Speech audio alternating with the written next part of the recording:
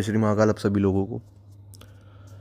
आज बहुत दिनों के बाद मैं वीडियो बना रहा हूँ और जैसा कि आप सभी लोग जानते ही हैं कि बहुत सारी चीज़ें ऐसी हैं जो करता हूँ मैं और जिनको करना ज़रूरी है,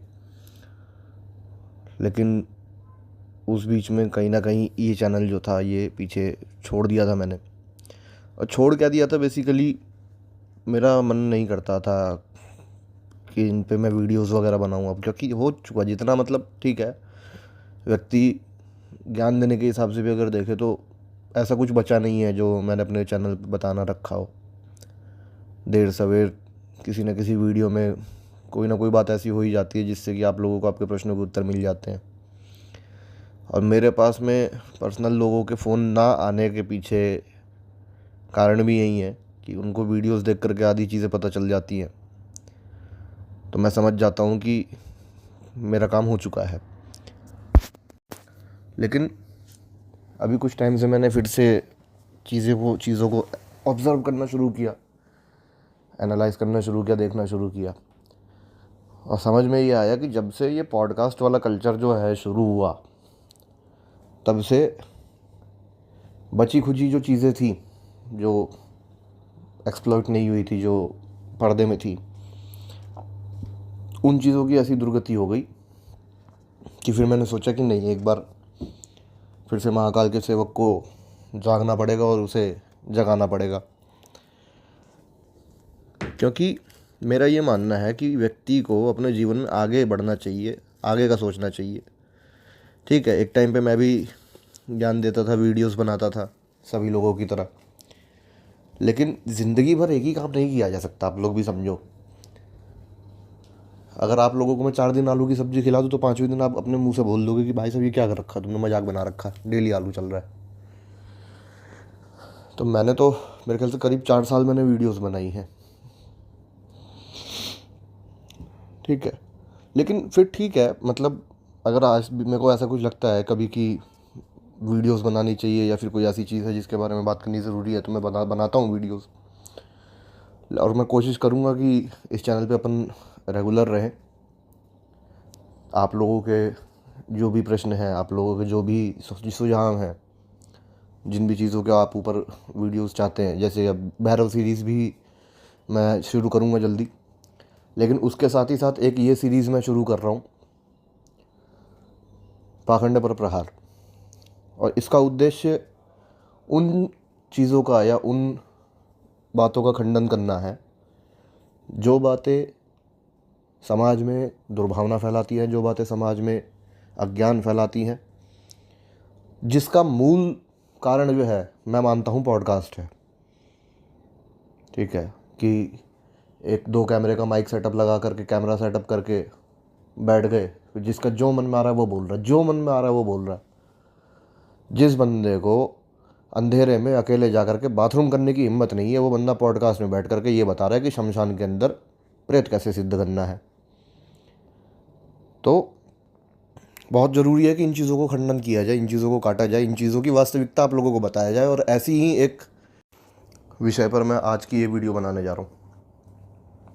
और मैं पहले ही बता देता हूँ कि इन वीडियोज़ में आगे आने वाली जो भी वीडियोज़ हैं, 8-10 वीडियो जो भी मैंने सोची है बनाने के लिए, ये सारी बातें जो है ये उन लोगों द्वारा कही गई हैं जो पॉडकास्ट पे जा कर के अपना ज्ञान भरा है। जैसे कि मैं पहले भी बता चुका कि पॉडकास्ट करवाना कोई बड़ी बात नहीं होती है, ठीक है। पॉडकास्ट एक ऐसी चीज़ है कि आप कुछ पैसे देंगे वो हो जाएगा, 50-60 हज़ार 70 हज़ार वो हो जाता है, कोई बड़ी बात नहीं है। और यही कारण है कि मैं इस चीज़ से दूर हूँ अभी तक भी। मेरे पास भी ऑफ़र आए थे, कई ऑफ़र आए थे, एक नहीं, दो नहीं, कई आए थे। मैं अभी तक भी इस चीज़ से दूर इसीलिए हूँ क्योंकि मैं अपने आप को उस कीचड़ का हिस्सा नहीं बनाना चाहता जिसमें सारे कमल खिले हुए हैं एकदम से, ठीक है। तो खैर, अभी शुरू करते हैं अपन। क्षमा चाहूँगा इतनी लंबी वीडियो खींचने के लिए। आज हम लोग जिस बारे में बात करने जा रहे हैं, ये बात है स्थान देवता के बारे में।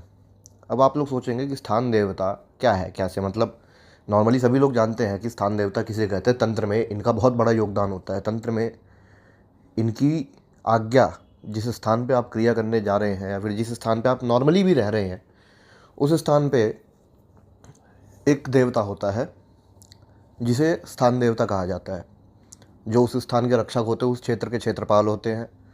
ठीक है, पूजा पाठ तंत्र मंत्र जो भी चीज़ें हैं उनके अंदर उस व्यक्ति का या उस देवता का बहुत बड़ा हाथ होता है। उनकी आज्ञा के बिना, उनकी इच्छा के बिना, उनकी कृपा के बिना कोई ऐसी चीज़ नहीं है जो उस क्षेत्र में सफल हो जाए। और पॉडकास्ट का इन्वॉल्वमेंट यहाँ पर ये है कि पॉडकास्ट में जो लोग आपको मैं बताऊँ जाते हैं ना, ये कोई सिद्ध महात्मा नहीं है, ये कोई ऐसे लोग नहीं है जो शमशान में बैठ करके या फिर जिन्होंने तपस्या कर करके चीज़ें प्राप्त करी हों। ये वो लोग हैं जिनको किसी चीज़ का आइडिया नहीं है, इनको होश ही नहीं है कि लोग क्या बोलते हैं। एक आध दो लोगों को अगर छोड़ दिया जाए तो ठीक है, जिनकी बातें तर्क संगत होती हैं, जिनकी बातें जो खुद भी तर्क से परिपूर्ण बात करते हैं, जो खुद भी ऐसी बातें करते हैं कि मतलब उनको सुन करके लगता है कि नहीं यार ये बंदा सही कह रहा है। अब एक व्यक्ति का मैं पॉडकास्ट देख रहा था, वो ये बता रहा था कि स्थान देवता को स्थापित कैसे किया जाए। उनने बड़ी तगड़ी एक विधि बताई कि इस तरीके से जो है आपके घर में अगर कोई मरे हैं, कोई पूर्वज हैं, तो आप उनको एक स्थान दे दीजिए, उस स्थान के वो देवता हो जाते हैं। ठीक है, उसके बाद वो घर में आपको सताना बंद कर देंगे, फिर आपको घर में वो तकलीफ़ देना बंद कर देंगे। एक्चुअल में ये कोई पितृ को स्थान देवता बनाने की बात कर रहा था व्यक्ति जो था। ठीक है, तो अब मेरा सबसे पहला सवाल ये है कि जब आपको ये ही नहीं पता कि स्थान देवता कौन है, दूसरी बात कि स्थान देवता को स्थापित नहीं किया जाता, वो स्थान के वो देवता बनते हैं, उन्हें वहाँ पर एक प्रतिष्ठित व्यक्ति द्वारा वहाँ पे स्थापित किया जाता है या फिर वो स्वयं वहाँ पे प्रकट होते हैं। ठीक है, और दूसरी बात, स्थान देवता पितृ नहीं होते, पितरों को स्थान देवता नहीं कहा जाता। अब आप मेरी बात समझना ध्यान से, जो बात मैं कहने जा रहा हूँ, जो कि मूल रूप से इस बात का खंडन है। पहली बात कि स्थान देवता, जैसा कि मैंने कहा, वो कोई ऐसे नहीं होते कि अपने जीवन काल में जो व्यक्ति मर गया उसे आप लोगों ने स्थान पे स्थापित कर दिया, वहाँ पे किसी जगह पे आपने उसको एक चौकी सी बना करके उसको छोड़ दिया वहाँ पे कि अब ये तुम्हारा स्थान है, अब तुम इस स्थान के स्थान देवता हो। वैसे नहीं होता। स्थान देवता नॉर्मली कोई ब्रह्म शक्ति होती है। ठीक है, जो उस स्थान की इष्ट होते हैं, जो उस स्थान के संरक्षक होते हैं, जो उस स्थान के क्षेत्रपाल होते हैं। उदाहरण के रूप में इंदौर के जो स्थान देवता हैं, ये बात बहुत कम लोग मतलब जानते हैं, मतलब बेसिकली क्या है ना, पता ही नहीं करना चाहते लोग। इंदौर के जो स्थान देवता है वो इंद्रेश्वर महादेव हैं, जिनके नाम पे उस जगह का नाम इंदौर पड़ा था। ठीक है, दिल्ली के जो स्थान देवता हैं वो किलकारी भैरवनाथ है, क्योंकि पांडवों ने जब खांडवप्रस्थ को काट करके इंद्रप्रस्थ बनाया था तब उस स्थान की रक्षा के लिए उन्होंने भैरवनाथ को वहाँ पर स्थापित किया था। मुंबई की जो स्थान देवी है वो मुंबा देवी है। ये होते हैं स्थान देवता, जो उस स्थान के रक्षक होते हैं। दूसरी चीज़, जो बात मैंने अभी कही थोड़ी देर पहले, पितरों को स्थान देवता बनाने की चीज़, सबसे पहली बात कि कोई व्यक्ति आपके कुल में अगर मरा और वो आपको पीड़ा दे रहा है इन द सेंस कि वो प्रेत बन चुका, उसे गति नहीं मिली, ठीक है, वो भटक रहा है। अब जिस व्यक्ति के कर्म इतने उल्टे सीधे थे कि उस व्यक्ति को मरने के बाद उसकी गति नहीं मिल पाई, आपने उसे एक स्थान दे करके, देवता की उपाधि दे करके उसकी पूजा शुरू कर दी। ऑब्वियस सी बात है कि वो अपने जीवन में कोई अच्छा आदमी तो रहा नहीं होगा। अच्छा आदमी होता तो भाई साहब मुक्त हो जाता, है ना। तो एक व्यक्ति, जिस व्यक्ति के कर्मों में इतनी शक्ति नहीं थी कि वो उसको मुक्ति दिलवा सके, उसको गति दिलवा सके, ठीक है, वो व्यक्ति देवता बन के पूजा ले रहा है, भोग ले रहा है, बलि ले रहा है, और फिर जब उसे कुछ मिलना बंद हो जाता है तो फिर वो एस्टेसी कर देता है पूरे ख़ानदान की। एक टाइम पे फिर ख़ानदान में सारे बीमार पड़ जाते हैं, सारे मरने को तैयार हो जाते हैं, कोई बचाने वाला नहीं मिलता। और बचाने वाला मिलता भी है तो फिर वो ये हरकत करता है कि वो उसके ऊपर बंधन लगा देगा, उसे रोक देगा। क्योंकि देखिए, मैं एक स्पष्ट बात आपको बताऊं, जो घर की चीज़ें होती है ना, घर के पितर, घर के पूर्वज, घर की कुल देवी, इनको कोई तांत्रिक ना काट सकता है, ना हटा सकता है, ना रोक सकता है, किसी के बस की नहीं है। ठीक है, आप किसी बाहर के व्यक्ति को तो अपने घर से बाहर निकाल सकते हो, लेकिन अपने बाप को घर से बाहर नहीं निकाल सकते, कोई नहीं निकाल सकता। ठीक है, जो व्यक्ति अपने कुल का हो, जो व्यक्ति अपने खानदान में मरा हो, उस व्यक्ति को कोई बाहर का व्यक्ति आकर के नहीं हटा सकता। तो ये होता है पितरों में और स्थान देवताओं का अंतर। ठीक है, अब होता क्या है, व्यक्ति परेशान क्यों होता है? जब वो व्यक्ति तंत्र का सहारा लेता है या फिर तंत्र के मार्ग में प्रवेश करता है या अध्यात्म में प्रवेश करता है, तो स्थान देवता तो पूजना पड़ेगा, ठीक है। अब वो स्थान देवता के नाम पे किसकी पूजा कर रहा है? वो स्थान देवता के नाम पे पूजा कर रहा है उस प्रेत की जिसे मुक्ति नहीं मिली, उसे उसने ज़बरदस्ती देवता बना दिया। अब यहाँ पे ना दो सिनेरियो बनते हैं, यहाँ पे दो चीज़ें होती हैं। पहला, जो एक्चुअल में उस स्थान के स्थान देवता हैं, आपने उनकी पूजा छोड़ करके उनका अपमान करा, ठीक है। दूसरा, आप उनके हिस्से की पूजा एक ऐसी व्यक्ति को दे रहे हो जिस व्यक्ति के कर्म सही नहीं थे, जिस व्यक्ति के इतनी बुरी हालत थी कि उसे मुक्ति नहीं मिली, ठीक है। तीसरा, जब आप रोल रिवर्स कर देते हो, रोल रिवर्स यानी कि आपने स्थान देवता का रोल दे दिया पितरों को, और पितरों का रोल तो किसी को दे ही नहीं सकते, खैर स्थान देवता को तो क्या ही दोगे, ठीक है। उस परिस्थिति में ये होता है कि आपको नियमित रूप से उसको पूजा देनी पड़ेगी, वो मजबूरी बन जाएगा एक समय आने के बाद में। नहीं दोगे तो वही वाली बात है कि भाई साहब भूख लगने पे जैसे आप बिल बिला जाते हो वैसे ही वो बिल बिला जाएगा, वो बिल बिला गया तो दिक्कत हो जाएगी, समस्या खड़ी कर देगा आपके लिए। अब बात करते हैं कि इसका समाधान क्या है।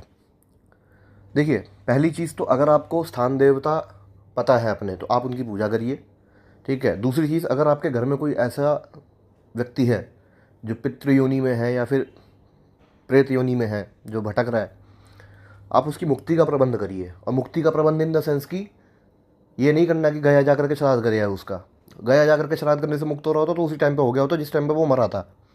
ऐसा तो नहीं है कि उसके मरने के टाइम पे लोगों ने श्राद्ध कर्म नहीं करे होंगे, करे ही होंगे, लेकिन फिर भी वो मुक्त नहीं हो पाया क्योंकि उसके कर्मों की बहुत बुरी हालत थी। तो ऐसे में क्या करना चाहिए? ऐसे में तांत्रोक्त श्राद्ध का सहारा लिया जाता है। अब वो क्या है? वो ये है कि आपको 5 या 4 या 9 या 11, ठीक है, मैक्सिमम 11, इससे ज़्यादा नहीं, 11 रविवार तक आपको खीर बना करके उसे पीपल के पेड़ के नीचे डालनी होती है, उस पितर के नाम पे या उस देवता के नाम पे जिस भी देवता ने आपके घर में दुख मचा रखे हैं।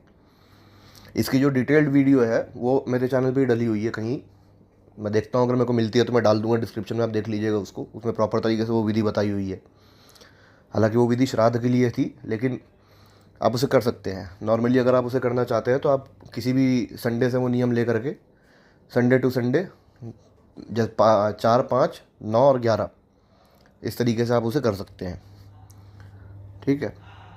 तो अभी ये चीज़ जो थी मैं यहीं पे ख़त्म करता हूँ, जो बातें मेरे को बोलनी थी मैं बोल चुका। अब आगे अपन पूरे मूड में इस चीज़ को आगे बढ़ाएंगे, और जो भी चीज़ें आप लोगों ने पॉडकास्ट में सुनी है, जिन लोगों के ऊपर आपको जवाब चाहिए, जिन बातों के ऊपर आपको क्लैरिफिकेशन चाहिए, नहीं समझ में आ रहा है, तो आप मेरे को वो चीज़ें या तो कमेंट में डाल दीजिए नीचे, या फिर उसे इंस्टा पे मेरे को डीएम कर दीजिए। नंबर भी मेरा मोबाइल का डिस्क्रिप्शन में ही है, मिल जाएगा, ठीक है। तो अभी के लिए मैं रोकता हूँ इस वीडियो को, नहीं तो ज़्यादा लंबा हो जाएगा मामला। जय श्री महाकाल आप सभी लोगों को।